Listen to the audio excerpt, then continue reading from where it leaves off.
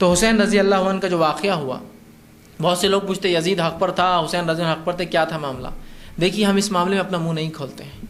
علامہ ابن تیمیہ رحمہ اللہ سے جب سوال کیا گیا جنگ صفین، جنگ جمل میں، کہ علی حق پر تھے یا جو ہے عائشہ حق پر تھی رضی اللہ عنہم، تو اور جو ہے کیا کربلا کے اندر فلاں حق پر تھے، فلاں حق پر، جب سوال کیا گیا تو بہت ہی بہترین جواب علامہ ابن تیمیہ رحمہ اللہ نے دیا۔ میں چاہتا ہوں ہم سب اس جواب کو یاد رکھیں۔ انہوں نے کہا اس جنگ میں شامل نہیں تھا، اللہ نے میری ہاتھوں کی حفاظت کر لی۔ کیا فرمایا؟ میں اس جنگ میں شامل نہیں تھا تو اللہ نے میرے ہاتھوں کی حفاظت کر لی، اب میرا کام ہے اپنا منہ نہ کھول کے اپنی زبان کی حفاظت کروں۔ میں نہیں تھا نا اس جنگ میں تو اللہ نے بچا لیا، حق تھا، باطل تھا، صحیح تھا، غلط تھا، الحمدللہ میں بچ گیا، میرا ہاتھ اس میں شامل نہیں، کسی صحابی کے خون میں رنگے نہیں ہیں، کسی اس میں نہیں، الحمدللہ۔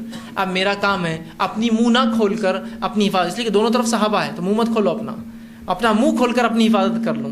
بڑا بہترین اصول دیا انہوں نے کہ ہم موجود نہیں تھے، ہم اللہ نے ہمارے ہاتھ بچا لیے، منہ نہ کھول کے اپنی زبان کی حفاظت کر لیں۔ ہم لوگوں کا معاملہ یہ ہے، اس کو جانتے بھی نہیں کیا واقعہ تھا۔ یہ ایک صاحب ایک مرتبہ ایک بچے کو لے کر آئے، 10 محرم کا واقعہ تھا، عاشورے کا، اور میں ایک مسجد میں نماز پڑھ رہا تھا عصر کی۔ جب میں نکلا تو آگے کہے مولوی صاحب بچہ پوچھ رہا ہے کہ یہ کیا واقعہ تھا، جنگ کربلا کیا تھی، فلاں تھی۔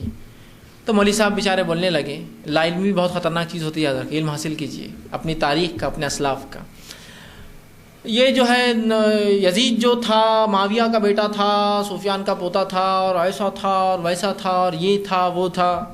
میں نے سنا، بعد میں نے کہا مولوی صاحب اگر ایک بیٹا واقعی میں اگر غلط ہو بھی تو باپ کو آپ برا بھلا کریں؟ معاویہ کا بیٹا تھا، رسپیکٹ دو، عزت دو، تمہارے باپ کو تم عزت دو گے، وہ صحابی رسول ہے۔ وہ معاویہ ان لوگوں میں سے رضی اللہ عنہ جو کاتب وحی ہے، جنہوں نے رسول اللہ صلی اللہ علیہ وسلم زندگی میں وحی کی کتابت کی، 24 کاتبین میں سے ایک ہے، عزت دو ان کو۔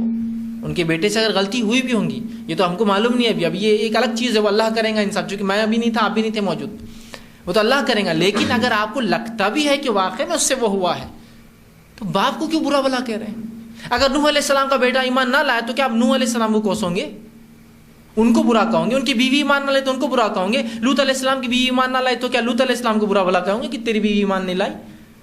ان کی بیوی کی مرضی تھی، اللہ نے سب کو اختیار دیا، ایمان اختیار کرے، کفر اختیار کرے، اس نے کفر اختیار کیا، آپ برا بھلا تھوڑی کہہ سکتے کسی کو۔ تو اگر واقعی میں یزید برا تھا، میں نہیں جانتا ہوں، واللہ عالم بساؤں، میں کہتا اللہ ہی بہتر جانتا ہے، لیکن سوال یہ ہے تم کو کس نے اٹیسٹیشن دیا لا کر کہ ہاں وہ فلاں تھا اور فلاں تھا؟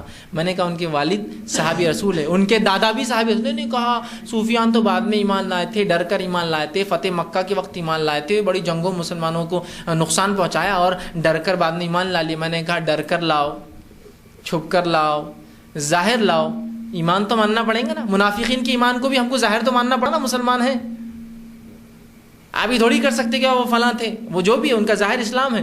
تو سوال یہ تم نے کہا سینہ چیر کے دیکھا ابو سفیان کا کہ وہ کیا تھا، کہہ دیا نا ایمان کے، یہ اختیار کر لیا چاہے جو وجہ رہی ہو، اب تم کو ماننا پڑے گا۔ اور یہی ابو سفیان ہے جس نے اسلام سے پہلے اگر اسلام کے خلاف جنگوں میں مدد کی تو اسلام لانے کے بعد جتنی بڑی بڑی جنگیں ہوئی، اپنی زندگی میں جب تک زندہ رہے اس غم میں رہے کہ میں نے اسلام کے خلاف پیسہ استعمال کیا، بعد کی پوری زندگی اپنے تجارت کا پیسہ لگا دیا مسلمانوں کے جنگوں میں۔ اور تمام جو فارسیوں سے مسلمانوں کی جنگ ہوئی اور شامیوں سے جو مسلمانوں کی جنگ ہوئی، شام میں ہرقل سے اور ادھر جو ہے خسرو سے، تمام جنگوں کی فنڈنگ ابو سفیان کی تھی، پھر تاکہ انہوں نے یہ سوچا کہ میں کچھ نہ کچھ تو تلافی کر دوں جو میں نے اسلام کے خلاف خرچ کیا تھا، چاہے جنگ یرموک کا معاملہ ہو، جنگ خاصبیہ ہو، سب میں ان کا پیسہ تھا، میجر فنڈنگ انہوں نے کی تھی تاکہ کچھ نہ کچھ حد تک اس غم کو ڈھیلا کرے، اس عمل کی جو بھرپائی کرے جو رسول اللہ کے خلاف میں نے جنگوں میں کیا تھا، خوب مسلمانوں کو فنڈنگ دی۔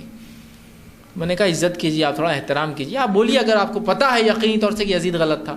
میں اس معاملے میں یہ موقف اختیار کرتا ہوں کہ اللہ نے جو ہے مجھے ان کے اندر شامل نہیں کیا تو میں اپنا منہ بند رکھوں، میں نہیں جانتا ہوں وہ آدمی کیسا تھا۔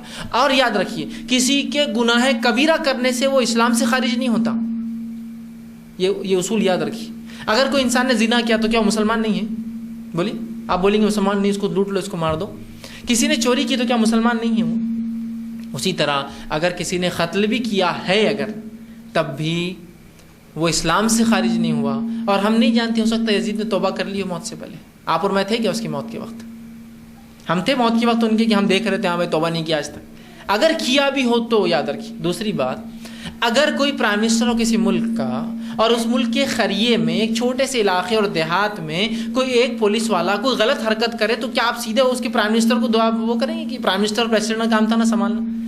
ہاں ان کی ذمہ داری تو ہے، کہ وہ اس کے خلاف کیس ڈالے، اس کا حل نکالے، لیکن کیا آپ ان کو ڈائریکٹ برا کہہ سکتے ہیں؟ سوال یہ، یزید تو خلیفہ ہے وقت کا، واقعہ ہو رہا ہے کربلا میں، وہ ہے شام میں، اگر اس نے کہا بھی تو وہ اس نے ذاتی طور سے تو قتل نہیں کیا نا، خود شامل ہے کہ اس نے قتل کیا؟ نہیں، ایک اس کے حکومت کے اندر ایک شخص نے کیا تو آپ پورا الزام کیا اٹھا کر اس پہ ذاتی الزام لگا سکتے ہیں؟ آپ یہ کہہ سکتے ہیں کہ ان کی حکومت میں ہی ہوا، لیکن یہ کہہ سکتے ہیں کہ تم نے یہ کیا، یزید نے یہ کیا؟